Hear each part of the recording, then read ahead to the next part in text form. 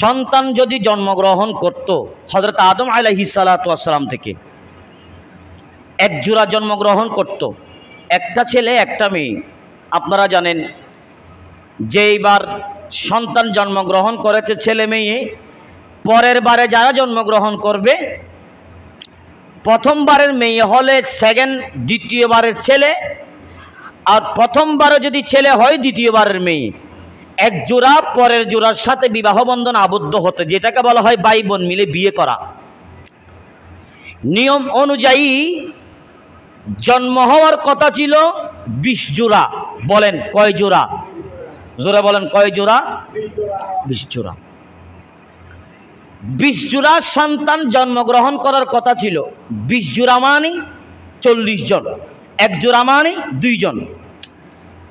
20 জোড়া জন্মগ্রহণ করার কথা 20 জোড়া না হয়ে যেই মুহূর্তে হযরত আদম আলাইহিস সালাতু ওয়াস সালাম থেকে যখন হযরত শীস আলাইহিস সালাম যখন জন্মগ্রহণ করলেন, ওই সময়ে হযরত শীস আলাইহিস সালামের সাথে দ্বিতীয় আর কোনো কন্যা সন্তান জন্মগ্রহণ করে নাই। একটু জোরে বলি সুবহানাল্লাহ। যে মাত্র শীস আলাইহিস সালাম জন্মগ্রহণ করেছেন, এরপর আদম সন্তানের বিস্তার। হযরত আদম আলাইহিস সালাতু ওয়াস সালাম এবং হাওয়া আলাইহাস সালাম থেকে সন্তান জন্ম দেওয়াটা বন্ধ হয়ে গেছে। সুবহানাল্লাহ। তাহলে হওয়ার কথা ছিল 20 জোড়া। বলেন কয় জোড়া? 20 জোড়া। আদম আলাইহিস সালাতু ওয়াস সালামের শাহজাদা সন্তান যখন শীস আলাইহিস সালাম জন্ম নিলেন, এক জোড়া হয় নাই, ছেলে মেয়ে 2 জন হয় নাই। যখনই শীস আলাইহিস সালাম জন্ম নিলেন, এরপর থেকে আর কোনো সন্তান হয় নাই। তখন হুজুর আমার নবীজির নূর কোথায় ছিল? তাফসীর কারকগণ বলছেন, যেমন হযরত ইবনে আব্বাস রাদিয়াল্লাহু তাআলা আনহু প্রশ্ন করেছেন আমার নবীকে যে ইয়া রাসূলুল্লাহ, হযরত ইবনে আব্বাস রাদিয়াল্লাহু তাআলা আনহু তো আমার নবীজির চাচা। বলেন আমার নবীজির চাচা। বলেন ইয়া রাসূলুল্লাহ, আপনি বলছেন আপনি নবীকে আগে বানাইছে, পাঠাইছে সবার শেষে, আগে পাঠাইছে হযরত আদম আলাইহিস সালামকে। বলছেন ইয়া রাসূলুল্লাহ, আল্লাহ যখন আদমকে যখন দুনিয়াতে পাঠাচ্ছেন, তখন আপনি নবী কোথায় ছিলেন? তখন হযরত আদম আলাইহিস সালামের ব্যাপারে যখন এই কথা জিজ্ঞেস করছেন আমার নবীকে, আমার নবী মুস্কি হেসে বললেন যে যখন হযরত আদম আলাইহিস সালামকে দুনিয়ার মধ্যে পাঠিয়েছেন, তখন আমি নবীও হযরত আদম আলাইহিস সালামের পিঠের মধ্যে, পুষ্টের মধ্যে আমার নবীর সাথে আমি দুনিয়ার মধ্যে নেমে এসেছি। হযরত আদম আলাইহিস সালামকে যখন পাঠিয়ে দিয়েছেন, আদম আলাইহিস সালামকে যখন পাঠিয়ে দিয়েছেন আমার আল্লাহ, তখন আমার নবীর নূরও হযরত আদম আলাইহিস সালামের সাথে নেমে এসেছে দুনিয়ার মধ্যে। সেই জন্য আদম আলাইহিস সালামের চেহারা চমকাতো। আদম আলাইহিস সালামের চেহারাটা যখন চমকাতো, ওই চমকানোটা, ওই নূরটা হচ্ছে আমার নবীর নূর মুবারক। আদম আলাইহিস সালামের পিঠের মধ্যে দয়াল নবীজির রক্ত, দয়াল নবীজির নূর চমকাচ্ছেন চেহারা মুবারক। তাই আমার নবী বলে দিয়েছেন যখন আদমকে দুনিয়ার মধ্যে পাঠাইছে, তখন আমি নবী আদম আলাইহিস সালামের সাথে দুনিয়ার মধ্যে নেমে এসেছি। সুবহানাল্লাহ।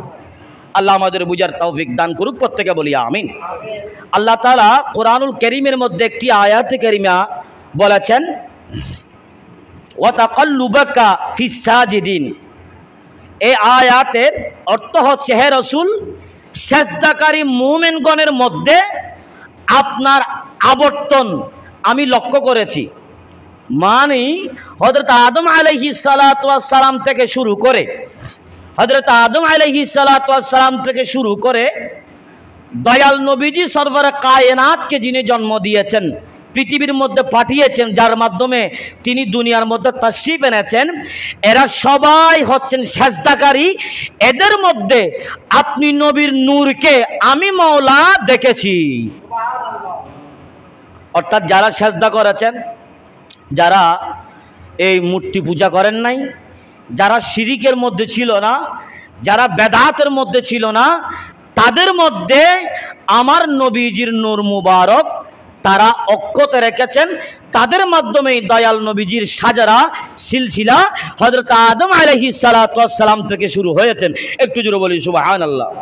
আমি গত কিছুদিন আগে আপনাদেরকে আমি একটা কথা বলেছিলাম, নবী হওয়ার জন্য বডির প্রয়োজন নাই। আপনাদের আমি এটা অনেকবার বলেছি, নবী হওয়ার জন্য বডির প্রয়োজন নাই। নবুয়ত প্রকাশ করার জন্য, নবী হিসেবে দুনিয়াতে পাঠানোর জন্য শরীরের প্রয়োজন আছে, বডির প্রয়োজন আছে। না বলে আমি আল্লাহ একটা নবী বানাইছি। এখন আপনারা যদি নবীটাকে যদি না দেখেন, আপনারা বুঝবেন নবী কাকে বলে? তাহলে বোঝার জন্য একটা মানুষের সুরতের প্রয়োজন আছে না নাই? তাহলে আমার আল্লাহ দয়াল নবীকে মানব সুরতে পাঠিয়েছেন। কেন পাঠিয়েছেন? নবুয়তটা যাতে প্রকাশ পায়। তাহলে নবুয়তের এলান করার জন্য বডির প্রয়োজন আছে, নবী হওয়ার জন্য বডির প্রয়োজন নাই। তাহলে নবীকে বানাইছে আগে, পাঠাইছে সবার শেষে। তাহলে এই নবীর কি বডি ছিল নাকি নূর ছিল? নূর। তো নূরটা কোথায় ছিল?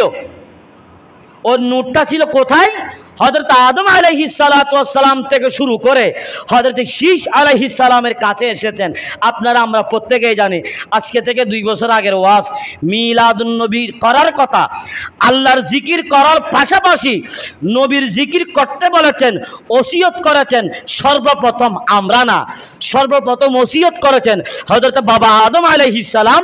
তার সন্তান শাহজাদা হযরত শীস আলাইহিস সালামকে বলেছেন, শেষ নবী তোমার নসল দিয়ে আসবে, তোমার বংশ দিয়ে তুমি যখন দয়াল নবী, তুমি যখন মওলার যখন জিকির করবা, জিকিরের পাশাপাশি তুমিও দয়াল নবীর উপর দরুদ শরীফ পাঠ করবা। তাহলে নবী হচ্ছেন, নবীর প্রতি তাজিম করার কথা, নবীকে সম্মান করার কথা। নবীর নাম আল্লাহর পরে নবীর নাম নেওয়ার সাথে সাথে তাজিম করার কথা। এটা খুদ বলেছেন বাবা আদম আলাইহিস সালাম তার সন্তানকে। সুবহানাল্লাহ। সন্তানদেরকে আমরা উপদেশ দেই, বলেন সন্তানদেরকে আমরা উপদেশ দেই, তালিম দেই, ওয়াজ করি। এটা হচ্ছে সেভাবে। আল্লাহ আমাদের বুঝার তৌফিক দান করুক, প্রত্যেকে বলি আমিন। আচ্ছা, আমি যে আয়াতে কারিমাটা তিলাওয়াত করেছি, ওয়া তাকাল্লুবাকা ফিস সাজিদিন, এই আয়াতে কারিমার তাফসীর করছেন বিশেষ করে তাফসীরে ইবনে আব্বাস রাদিয়াল্লাহু তাআলা আনহু, পৃথিবী বিখ্যাত তাফসীর, যিনি আমার নবীজির আপন চাচা হযরত আব্দুল্লাহ ইবনে আব্বাস রাদিয়াল্লাহু তাআলা আনহুর মতো একেবারে বিশ্ববিখ্যাত মুফাসসির, মুহাক্কিক, মুফতি, আপনার মুহাদ্দিস, এই রকম মুফতি মুহাদ্দিস পৃথিবীর মধ্যে আর নাই। তিনি বর্ণনা করছেন, এই আয়াতের তাফসীর করতে গিয়ে তিনি বর্ণনা করছেন দয়াল নবীজিকে যিনি জন্ম দিয়েছেন এর আগ পর্যন্ত দয়াল নবীজির বাবা হযরতে আদম হযরতে আব্দুল্লাহ রাদিয়াল্লাহু তাআলা আনহু, ইনার আব্বাজান হযরতে খাজা আব্দুল মুত্তালিব রাদিয়াল্লাহু তাআলা আনহু, এইভাবে শুরু করে জিনাকে হযরত দয়াল নবীকে যিনি দুনিয়ার মধ্যে পাঠিয়েছেন, জন্ম দিয়েছেন, হযরত আদম থেকে দয়াল নবীজি পর্যন্ত আল্লাহ রাসূলের নূর মুবারককে যারা ধারণ করেছেন, যে সমস্ত নরনারীর মাধ্যমে এই নূর ছিল, সবাই ছিলেন মুমিন, সবাই ছিলেন সেজদাকারী।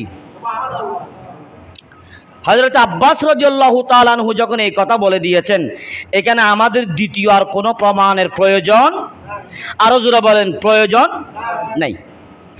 দ্বিতীয় প্রমাণ হচ্ছে রাসূল করিম রউফুর রহিম সরওয়ার কায়নাত তিনি ইরশাদ করছেন, যেটা মাওয়াহিবুল দুনিয়ার মধ্যে আসছে, যে আল্লাহ পাক সুবহানাহু ওয়া তাআলা তিনি বর্ণনা করছেন, আল্লাহ পাক সুবহানাহু ওয়া তাআলা পর্যায়ক্রমে আমাকে পবিত্র মুমিন বান্দার, পবিত্র মুমিন নরনারীর মাধ্যমে আমার নূরকে তারা বিভিন্নভাবে এটা ট্রান্সফার করেছেন, এবং সবাই পাক অবস্থায় ছিল, কেউ নাপাক ছিলেন না, সবাই মুমিন ছিলেন। মুমিন থাকা অবস্থায় আমি দয়াল নবীর নূরকে ট্রান্সফার হতে হতে আমি দয়াল নবী মা আমেনার মাধ্যমে দুনিয়ার মধ্যে তাশরীফ এনেছি। এটা একটা দলিল। এই বিষয় নিয়ে অনেক শত শত দলিল আছে। দয়াল নবীজির যারা নূর ধারণ করেছেন তারা কেউ মোমেন বান্দা ছিলেন না, সেটা বলাটা হচ্ছে আমাদের মধ্যে সবচাইতে বড় একটা নাপাকি কথা। এটা একেবারে গুনাহের একটি কথা। আল্লাহ আমাদের বুঝার তৌফিক দান করুক, প্রত্যেকে বলি আমিন। আর একটা দলিল হচ্ছে, খেয়াল করেন, হযরতে ইবনে মুহাম্মদ কলবির বর্ণনা সূত্রে তার পিতা মুহাম্মদ কলবি রহমতুল্লাহ আলাই তিনি বর্ণনা করছেন যে আমি দয়াল নবীকে যিনি জন্ম দিয়েছেন, হযরতে মা আমেনা রাদিয়াল্লাহু তাআলা আনহা এর আগে যিনি জন্ম দিয়েছেন, তাদের বংশের মধ্যে আমি 500 জন মহিলার নাম আমি নোট করেছি। কয়শো জন? আরো যারা বলেন কয়শো জন?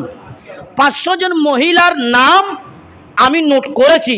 এই 500 জন মহিলার মধ্যে আমি কাউকে শিরিক বেদাত করেছে, কেউ নাপাকি ছিল, এমন কোন মেয়ে আমি 500 জন মহিলার মধ্যে পাই নাই।